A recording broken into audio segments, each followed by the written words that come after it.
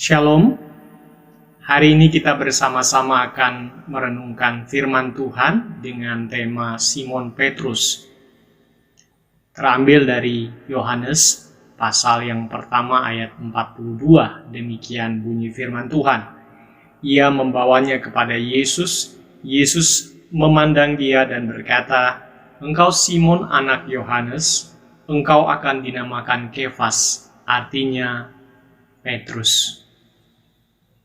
Simon adalah anak dari Yohanes yang juga disebut Yunus, seorang nelayan yang menjalani kehidupannya bersama saudaranya Andreas, tinggal di Galilea, dan menjalani kehidupan yang mereka anggap sebagai kehidupan yang wajar-wajar saja.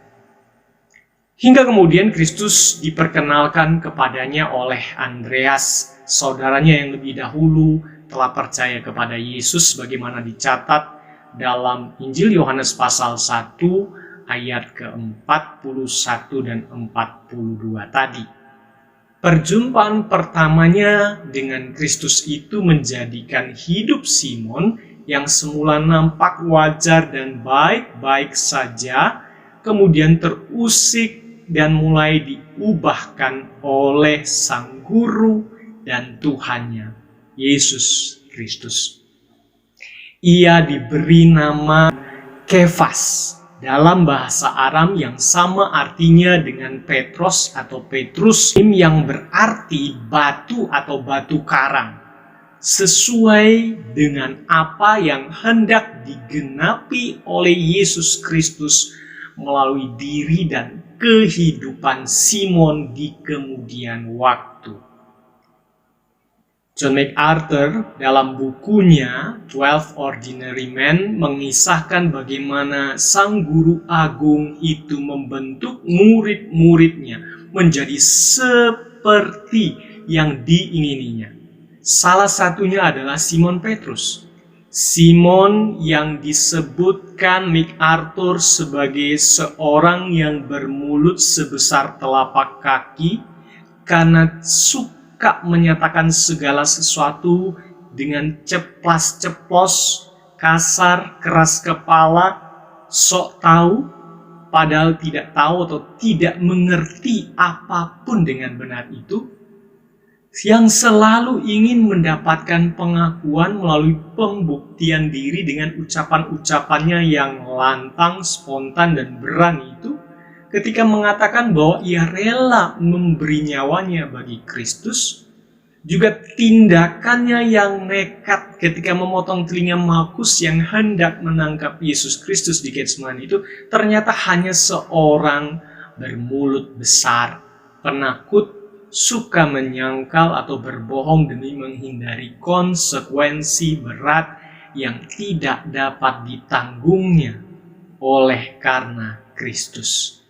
Sosok yang mungkin terlihat begitu buruknya itu dan tidak layak menyandang nama Petrus itu kemudian diubahkan Kristus melalui 3,5 tahun perjalanan pemuridan yang dilakukan Kristus kepada dirinya.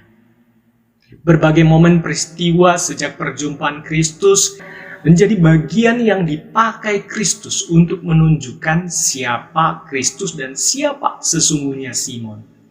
Hingga akhirnya Simon benar-benar menundukkan dirinya di hadapan Kristus dan berkata, "Tuhan, Engkau tahu segala sesuatu.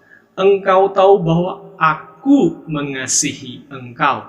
Bahkan Petrus menaati Kristus dengan kekuatan kasih dari Kristus yang memampukan dirinya hidup teguh sebagai Rasul Kristus yang dengan berani memberitakan Injil dan sebagai gembala umat Tuhan yang dengan kasih melayani mereka, bahkan mati bersama mereka pada masa pemerintahan Kaisar Nero di kota Roma pada tahun 64 hingga 67 Masehi. Tuhan menggenapi nubuatnya menjadikan Simon batu karang di mana kerajaannya didirikan. Seorang yang semula labil menjadi stabil dan kokoh teguh dalam mengikut Kristus serta melayani seumur hidupnya. Bagaimana ini dapat terjadi? Semua ini dapat terjadi ketika Simon akhirnya menyadari siapa sesungguhnya ia di hadapan Kristus. Setelah siapa sesungguhnya Kristus dalam kehidupannya, ia tidak saja tersungkur di kaki Yesus dalam peristiwa perekutan dirinya sebagai penjala manusia di atas perahu dan jalannya yang koyak sebab ikan yang melimpah oleh kuasa Kristus, tetapi ia kembali menangis dan merasa tidak layak ketika mengingat penyangkalannya kepada Kristus sebagaimana yang diberitahukan dan diperingatkan Kristus sebelumnya kepadanya. Ia benar-benar menjadi sosok yang terus berubah oleh kuasa dan kasih Kristus yang memproses kehidupannya, menjadi seperti Kristus kehendaki untuk dilakukannya hingga akhir hayatnya di dunia ini. Bagaimana dengan hidup kita? Adakah saudara telah menyerahkan hidup dari saudara sepenuhnya untuk diinterupsi oleh Tuhan dalam setiap kesempatan dan perjalanan hidup yang ada? Pandemi dan berbagai kesukaran, pergumulan, penderitaan yang ada merupakan sarana yang dipakai Kristus untuk memuridkan kita menjadi seperti yang dirancangkannya. Maukah kita merelakan hati dan hidup kita untuk diinterupsi, diusik, dan diubahkan Allah seperti halnya Simon Petrus? Relakanlah hatimu dan hidupmu diubahkan olehnya.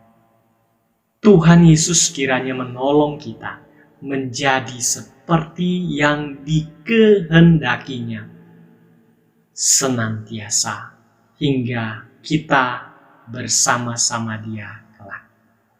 Amin.